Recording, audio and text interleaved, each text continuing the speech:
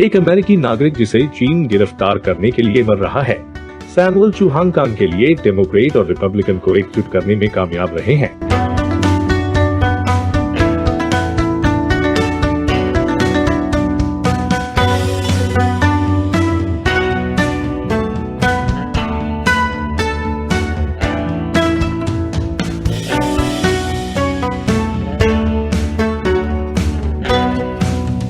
China uncensored में आपका स्वागत है।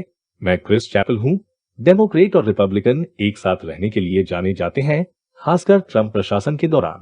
लेकिन हांगकांग के कार्यकर्ता सैमुअल चू ने एक नहीं बल्कि द्विदलीय समर्थन के साथ हांगकांग का समर्थन करने वाले दो प्रमुख विधेयकों को पारित करने के लिए कांग्रेस की सफलतापूर्वक पैरवी करने में कामयाबी हासिल की। ट्रंप और बिडेन प्रशासन ने इन बिलों का इस्तेमाल हांगकांग और चीनी अधिकारियों को विनाशकारी प्रतिबंधों के साथ करने के लिए किया है। उसने ऐसा कैसे किया था?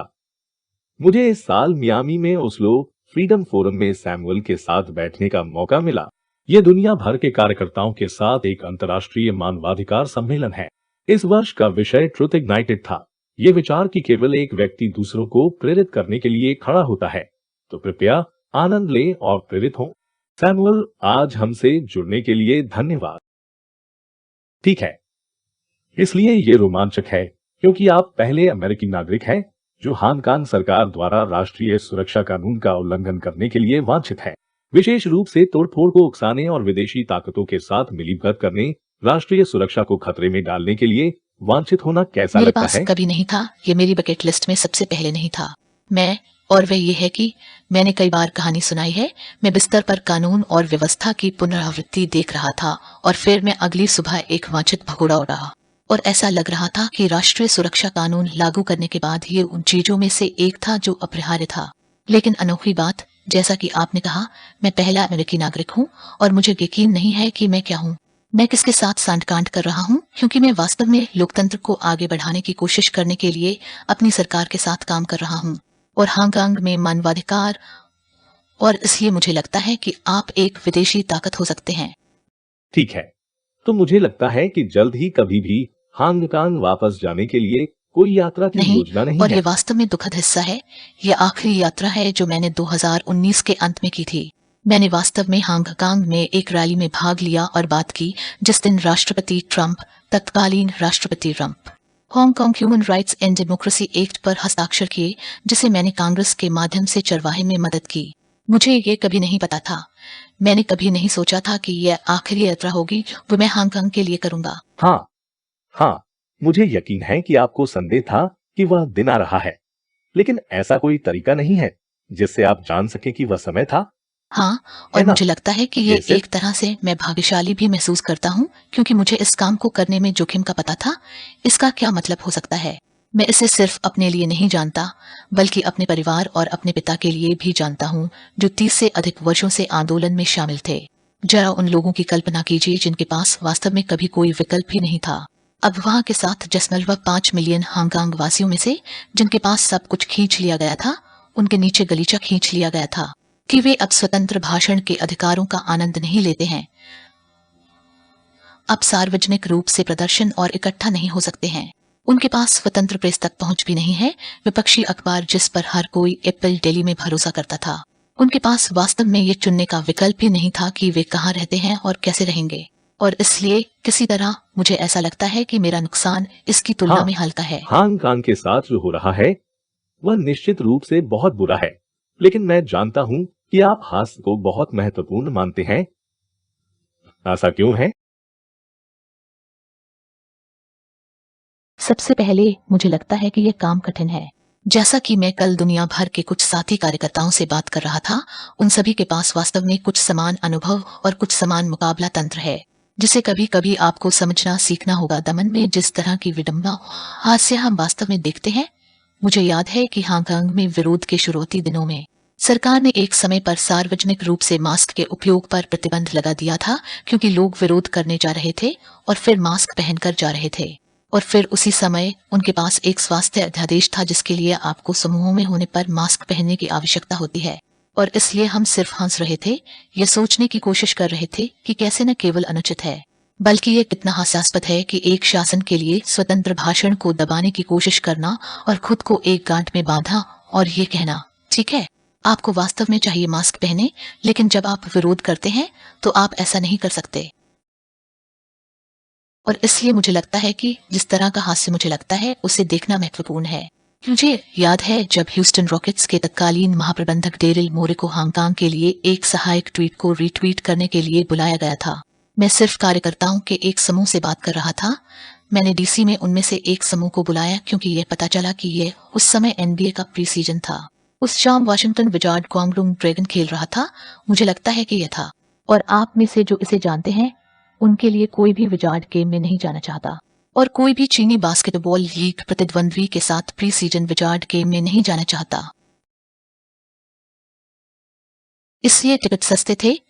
इसलिए मैंने बस टिकटों का एक गुच्छा खरीदा और लोगों से कहा कि वे संकेत पकड़ें ताकि वे कह सकें कि वे हांगकांग या फ्री हांगकांग या उगर या जो कुछ भी हो के साथ खड़े हैं, बस अपने आप को स्टेडियम से बाहर निकाल रहे हैं। सर्वश्रेष्ठ $5 मैंने कभी प्रति टिकट खर्च किया और मुझे लगता है कि कभी कभी आपको हास्य को देखने में सक्षम होने के लिए दोनों का पता लगाना होगा, लेकिन उस तरह के दमनकारी वातावरण का मुकाबला करने के लिए हास्य का भी उपयोग करना होगा जिसमें हम रहते हैं। ठीक है, मुझे पता है कि आपके पास एक हांगकांग बैंक खाता है, उसके बारे में बताएं। खैर, तो ये पहला सवाल है जो लोग हमेशा पूछते हैं। इसलिए जब अब आप पर राष्ट्रीय सुरक्षा कानून के तहत पीछा किया जाता है या पहले चीनी सरकार द्वारा आपका पीछा किया जाता है, तो उनकी पसंदीदा रणनीति में से एक ये है कि वे आपके बैंक खातों को फ्रीज कर देते हैं। वे आमतौर पर कुछ आरोपों को टालने की कोशिश करते हैं और कहते हैं कि आप मनी लॉन्ड्रिंग कर रहे हैं या आप अपने उद्देश्य को गलत बता रहे हैं कि आपका बैंक खाता क्यों है। इसलिए मेरा जन्म और पालन पोषण हांगकांग में हुआ। दरअसल जब मैं छोटा था तो मेरे माता पिता ने मेरे लिए एक बैंक खाता शुरू किया था। ये 40 साल पहले था। मैंने इसे कभी बंद नहीं किया। तो ये उन बैंक खातों में से एक है कि देख आप हांगकांग से हैं या किसी भी प्रकार की चीनी संस्कृति से हैं, तो आपको पता चल जाएगा कि साल में एक बार चीनी नव वर्ष आपको लाल लिफाफे मिलते हैं और फिर आपको पैसे मिलते हैं जब आप बच्चा। और इसलिए मेरे माता पिता पसंद करते थे बस इसमें पैसा लगाओ। और इसलिए जब मेरा गिरफ्तारी वारंट जारी किया गया तो लोगों से सबसे पहली बात ये पूछी गई, ठीक है, आपकी संपत्ति और चीजों के बारे में क्या। मुझे बस स्पष्ट होने दो, मेरा चीन में कोई व्यवसाय नहीं है, मेरे पास कोई संपत्ति नहीं है जो उनके लिए जाने लायक हो। लेकिन मैंने सोचा कि ये कितना दिलचस्प होगा यदि मैं $200 के साथ बैंक खाता छोड़ दूं और वे मेरे खाते को जब्त करने और फ्रीज करने का फैसला करें। तो ये वास्तव में समाचार उत्पन्न करेगा। और कई मायनों में जब गिरफ्तारी वारंट जारी किया गया था तो वास्तव में ऐसा हुआ था कि मुझे नहीं लगता कि वे वास्तव में पूरी तरह से प्रत्याशित थे या समझ गए थे कि आंदोलन के लिए ये कार्रवाई कितनी उपयोगी होगी। बिल्कुल, मेरा मतलब है, मुझे आशा है कि ये विदेश मंत्रालय के कार्यालय में कोई गरीब इंटर्न नहीं है जो इस तथ्य से चूक गया कि मैं चीनी नागरिक नहीं हूँ। लेकिन उन्होंने सब कुछ की पुष्टि की कि मैं बहुत भाग्यशाली महसूस करता हूँ कि मैं लंबे समय तक यूएस में रहा हूँ। मैं बहुत स्थापित महसूस करता हूँ और मेरी सार्वजनिक प्रोफाइल ने मुझे बहुत सुरक्षा प्रदान की है। जरा उन हजारों अन्य असंतुष्टों के बारे में सोचिए। खैर, विषयों को थोड़ा शिफ्ट करते हैं। मैं उन सभी लॉबिंग के बारे में बात करना चाहता हूं जो आपने यूएस सरकार को की है। यूएस सरकार द्वारा हांगकांग का समर्थन करने वाले बहुत सारे बिलों के पीछे आप थे। क्या आप हमें उस प्रक्रिया के बारे में बता सकते हैं? मेरा मतलब है, आप सक्षम थे 2019 में जब चीजें अविश्वसनीय रूप से राजनीतिक रूप से विभाजित थी, तो आपने रिपब्लिकन, डेमोक्रेट और ट्रंप सभी को कुछ पर सहमत होने के लिए मिला। हाँ, मुझे याद है, मैं उनका नाम नहीं लूंगा। लेकिन कांग्रेस के एक सदस्य ने मुझे एक बार लॉबी में रोक दिया जब हम चल रहे थे और मेरे साथ मजाक कर रहे थे कि 2 साल में आप लोगों ने सभी विधायी प्राथमिकताओं को पूरा किया है जो आप चाहते हैं। सब यहाँ से नीचे की ओर है क्योंकि आपके पास जाने के लिए वास्तव में कहीं और नहीं है। और मुझे लगता है कि ये आंशिक रूप से स्पष्ट रूप से चिढ़ाने वाला था, लेकिन मुझे लगता है कि ये सिर्फ एक प्रदर्शन है कि मैं कैसे सोचता हूँ कि हांगकांग के लोग लगातार बने रहे हैं। क्योंकि मैंने हमेशा शुरुआत से ही कहा है कि क्रेडिट अंतर लोगों को जाता है हांगकांग जिन्होंने दशकों के विरोध के बाद 2014 में वापस एक दिन केंद्रीय वित्तीय जिलों पर कब्जा कर लिया। 2019 तक जब वे बार बार बाहर आए, जब 2 मिलियन लोग सड़क पर निकले। यह नींव है, ये हर उस चीज की नींव है जो हम करने में सक्षम थे। लेकिन मुझे लगता है कि 2019 में जिन चीजों को मैंने पहचाना, उनमें से एक जो मेरे लिए वास्तव में महत्वपूर्ण थी, वे ये थी कि सिर्फ जमीन पर मेरे साथ विरोध करना काफी नहीं है। इस राजनीतिक प्रभाव में बदलने का एक तरीका होना चाहिए, विशेष रूप से अमेरिका जैसी जगह में। क्योंकि मुझे लगता है कि लोग कभी कभी भूल जाते हैं कि 2019 में हमने जो मानवाधिकार और लोकतंत्र अधिनियम पारित किया था, वे 2014 में पेश किया गया था। लेकिन जैसे चक्र में सोशल मीडिया समाचारों में, एक बार जब आप पहले पन्ने से हट जाते हैं तो आपको वोट नहीं मिलेगा और आपको पर्दे के पीछे की प्रगति नहीं मिलेगी। इसलिए हम जो करने में सक्षम थे, वह वास्तव में उस गति का लाभ उठाना है जो हांगकांग में बनी थी। हाँ, और फिर वास्तव में एक राजनीतिक आधार बनाने और अमेरिका को प्रभावित करने पर ध्यान केंद्रित कर रहा था। और फिर से एप्पल डेली के एक रिपोर्टर मुझसे पूछते थे, तो क्या आपके माता पिता को पता था कि उन्होंने आपको कब भेजा था यहाँ 1990 में, कि आप अंत में अमेरिका में एक आंदोलन शुरू करने जा रहे थे? और मैं ऐसा था, शायद नहीं, लेकिन इसके बारे में कुछ अनोखा है ना? क्योंकि हमारे पास दुनिया भर में बहुत सारे मानवाधिकार कार्यकर्ता हैं जो समझते हैं और भावुक हैं और आंदोलन से बहुत गहराई से जुड़े हुए हैं, लेकिन उन्हें अभी भी अपने हितों और अपने लक्ष्यों को विदेशी सरकार, पश्चिमी सरकार, यूएस सरकार में अनुवाद करने के लिए एक पुल की आवश्यकता है, जो कि यूएस। और मुझे लगता है कि यह वास्तव में एक महत्वपूर्ण उत्प्रेरक है जो मुझे लगता है कि गायब हो गया है। और मुझे खुशी है कि हम उन कानूनों में भूमिका निभाने में सक्षम थे। और मैं एक और बात जोड़ना चाहता हूँ, आप बिल्कुल इंगित करते हैं, यह है कि हांगकांग विशेष रूप से पिछले 2 वर्षों से एकमात्र विधायी यूनिकॉर्न में से एक रहा है जिसे दोनों पार्टियां समर्थन करती हैं। हम हास्य के बारे में बात करते हैं। हम आम तौर पर इस तथ्य का मजाक उड़ाते हैं कि कांग्रेस में एक व्यक्ति ने हमारे द्वारा किए गए हर बिल के खिलाफ लगातार मतदान किया है। केवल एक, ये केंटकी से एक हाउस सदस्य है, लेकिन ये पता चला है कि वह हर चीज मानवाधिकार और हर चीज विदेश नीतियों के खिलाफ वोट करता है। इसलिए वह वास्तव में हांगकांग में बहुत प्रसिद्ध हो गया, क्योंकि वह हमारे द्वारा पारित सभी बिलों पर एक तरफा वोट था। और लेकिन फिर से समझी गई जटिलता और प्रक्रिया की जटिलता महत्वपूर्ण है, और पश्चिमी दर्शकों के लिए आंदोलन का अनुवाद करने और फिर दुनिया भर में पश्चिमी वैश्विक लोकतांत्रिक कार्यों का हांगकांग में अनुवाद करने का तरीका होना विपुल महत्वपूर्ण है।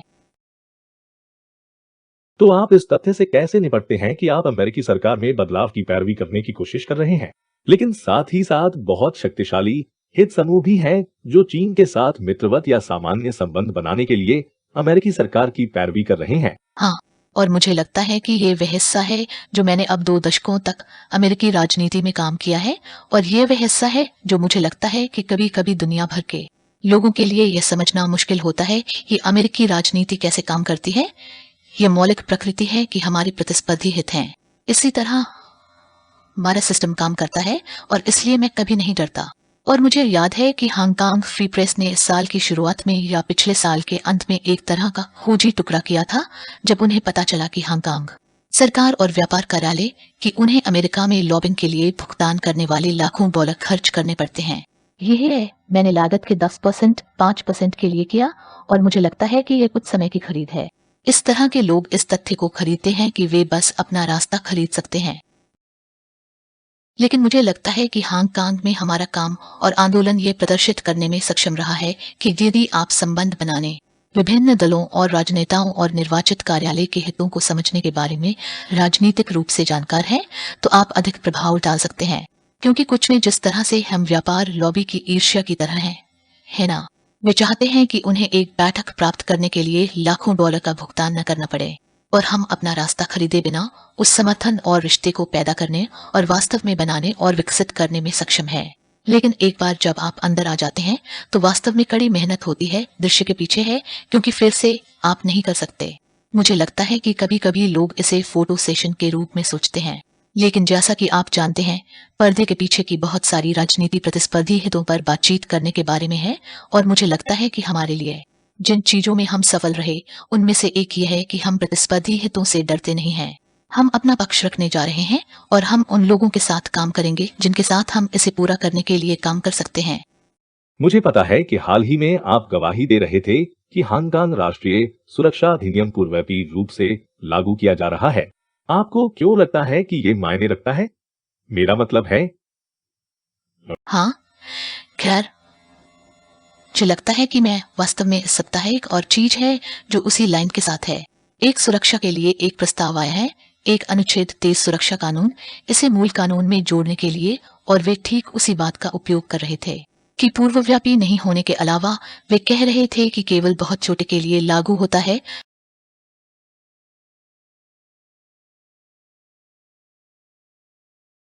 हाँ, और जैसा कि मैं कहना चाहता हूँ, मुझे एक बार मूर्ख बनाओ, वास्तव में मुझ पर अभी भी शर्म आती है। लेकिन मुझे 2 बार बेवकूफ बनाओ, ये वास्तव में उन चीजों में से एक है जो ये महत्वपूर्ण है, क्योंकि अब इस माहौल में कानून ही ये केवल शब्दों में या वास्तव में लिखा गया है या पासवर्ड अधिनियमित नहीं है। ये उन क्षेत्रों के बारे में है या जिसे शुद्ध आतंक की तरह माना जाता है, जो इसे व्यापक रूप से बनाता है। तो ये अविश्वसनीय रूप से महत्वपूर्ण है। जब लोग सोचते हैं कि इसे लागू किया जा सकता है या पूर्वव्यापी रूप से लागू किया जा सकता है, क्योंकि यह सक्रिय रूप से इतिहास को मिटा रहा है ना? यह आपको बता रहा है कि यदि आप अतीत में हुई घटनाओं को सामने लाना चाहते हैं, तो बेहतर होगा कि आप देखें कि आप अभी क्या कर रहे हैं, क्योंकि हम आपके द्वारा अतीत में किए गए कार्यों को आधार के रूप में उपयोग करेंगे। आपका मुकदमा।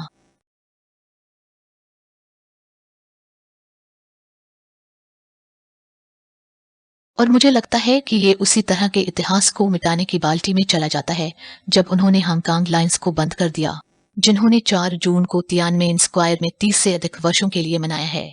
इतिहास को चुप कराने और पुनर्लेखन में एक जानबूझकर इरादा है, और इन कानूनों के पूर्वव्यापी कार्यान्वयन और प्रवर्तन, मुझे लगता है, यह आंदोलन और हांगकांग के लिए इतिहास के सबसे खतरनाक पुनर्लेखन और मिटाने में से एक है। तो जाहिर है कि चीनी कम्युनिस्ट पार्टी हांगकांग के साथ नहीं की गई है। आपको क्या लगता है कि वे आगे क्या करेंगे? आपको क्या लगता है कि अंतर्राष्ट्रीय समुदाय इसे रोकने के लिए क्या कर सकता है?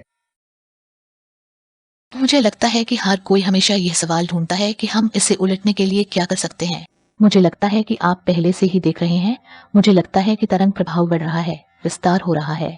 इस गर्मी के 2 सप्ताह में सबसे बड़े और सबसे पुराने शिक्षक संघों को बंद कर दिया गया। वे स्वयं भंग हो गए क्योंकि एक समाचार पत्र और एक सरकारी अधिकारी ने बाहर आकर कहा कि आप लोग वास्तव में पेशेवर शिक्षक नहीं हैं। आप एक राजनीतिक संगठन हैं जो उत्तराधिकार की वकालत कर रहे हैं और राष्ट्रीय सुरक्षा को खतरे में डाल रहे हैं। उसी हफ्ते आपके पास नागरिक मानवाधिकार मोर्चा का आयोजन करने वाला सबसे बड़ा विरोध प्रदर्शन है, जिसने 2002 से हर मिलियन लोगों के मार्च का आयोजन किया है, वे भी प्रतिबंधित है। और मुझे लगता है कि पिछले हफ्ते हांगकांग सबसे बड़ा ट्रेड यूनियन जो 30 से अधिक वर्षों से अस्तित्व में है, मुड़ा हुआ है। तो अब आप देख रहे हैं कि कम्युनिस्ट पार्टी और बीजिंग में सत्ता थी और फिर हांगकांग सरकार का उपयोग कर रही थी। अब हांगकांग में मूल नागरिक सार्वजनिक संस्थानों पर नकेल कस रही है। मुझे लगता है कि आप जो देखेंगे वह उसी का विस्तार है। यदि आप लाइन में नहीं पड़ने वाले हैं, तो हांगकांग में कानून समाज पहले से ही लक्षित होने के कगार पर है। वे कहते हैं, यदि आप लाइन में नहीं आते हैं, तो हम आपको बंद करने के लिए मजबूर करने जा रहे हैं। और यह केवल नागरिक संगठनों और नागरिक समाज संगठनों पर ही नहीं रुकने वाला है। पपले डेली कुछ ही हफ्तों में बंद हो गया। एक निगम है।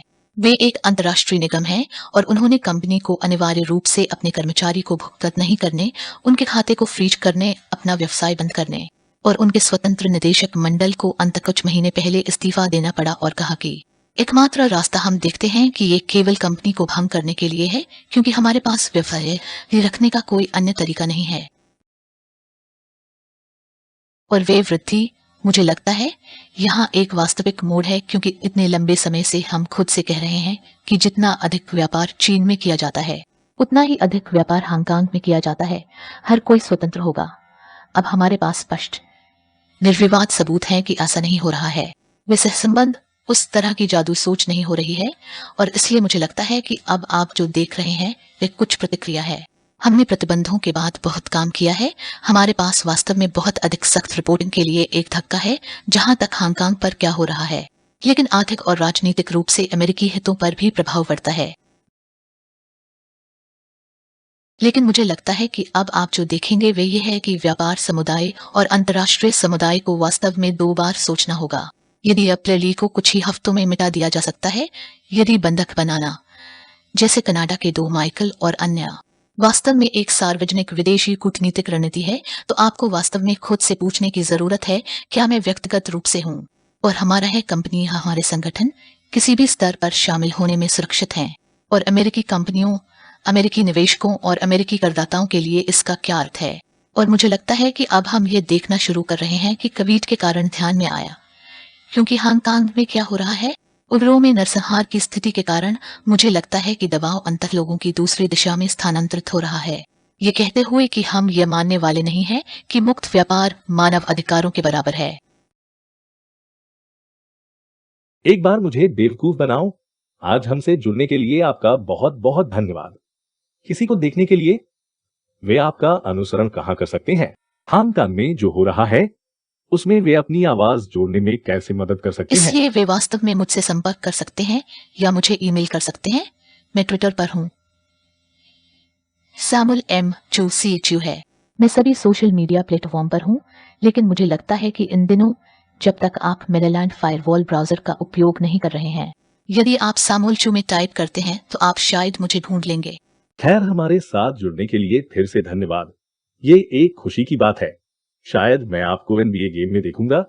शुक्रिया देखने के लिए धन्यवाद, और दुनिया भर के अद्भुत कार्यकर्ताओं से मिलने का अवसर देने के लिए ओस्लो फ्रीडम फोरम को धन्यवाद। आने वाले हफ्तों में हम उन कार्यकर्ताओं के साथ और साक्षात्कार करेंगे जिनसे हम वहां मिले थे।